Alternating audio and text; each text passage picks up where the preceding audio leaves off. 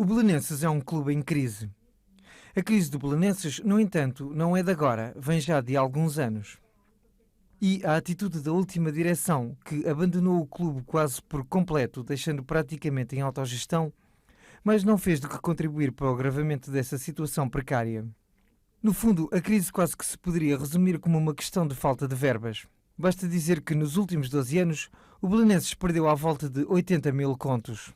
O clube, praticamente nestes últimos 2 anos, tem trabalhado em autogestão.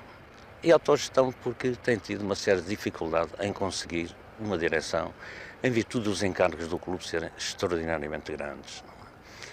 E os mecenas, que chamemos assim, é um termo que eu não gosto de empregar, mas que é o termo mais vulgar de empregar dentro do desporto, que são aqueles amigos que, financeiramente mais possibilitados, emprestam ou dão ao clube aquilo que eles podem.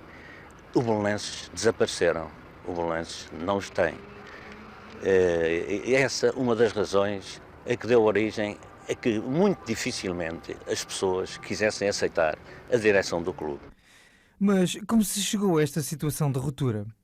O Belenenses é um dos 4 grandes clubes portugueses, ao lado do Benfica, do Porto e do Sporting.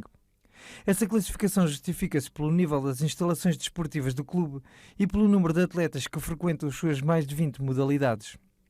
Só que o Belenenses sofre de uma grande desvantagem em relação aos outros 3 grandes. Tem menos de 1/3 do número de sócios, ou seja, tem apenas 15 mil sócios.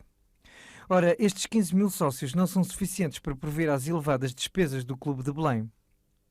O setor que mais se ressente desta situação é o Departamento de Futebol. Este departamento tem atualmente 30 jogadores profissionais cujos salários custam ao Belenenses 2.500 contos por mês. A essa quantia terão ainda que ser somados os vencimentos dos técnicos, do médico e do massagista. A crise financeira do clube deixou os jogadores com salários e luvas em atraso. Por outro lado, a falta de uma direção estável contribui igualmente para a desmotivação da equipe. E, para cúmulo, estes problemas estiveram na origem da constante mudança dos seus técnicos orientadores.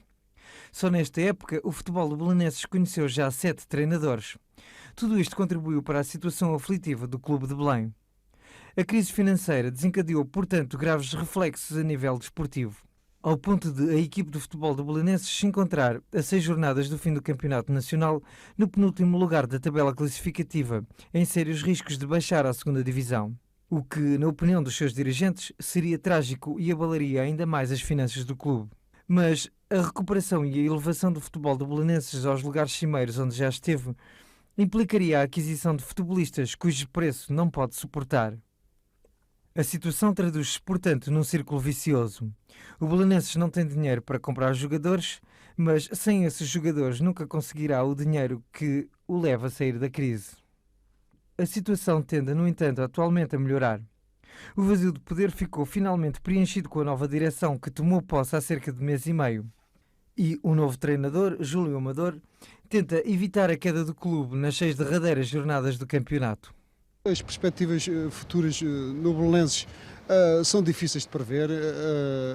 A situação na tabela classificativa não dá asa a grandes otimismos, mas eu devo dizer-lhe pessoalmente que estou esperançado em que a equipa que saia desta situação, que a priori nós julgamos, ou as outras pessoas podem julgar, que é irremediável. Não é? Eu, quanto amigo, e aliás não é só a minha opinião pessoal, é a opinião também dos dirigentes, é a opinião dos jogadores.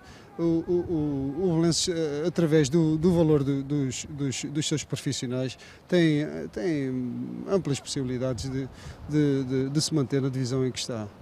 O Belenenses acorda, portanto, da crise e tenta enfrentá-la corajosamente. As dificuldades são enormes, mas, no fundo, o Belenenses sempre se habituou a viver com elas. E, só resistindo, conseguirá manter-se na lista dos 4 grandes.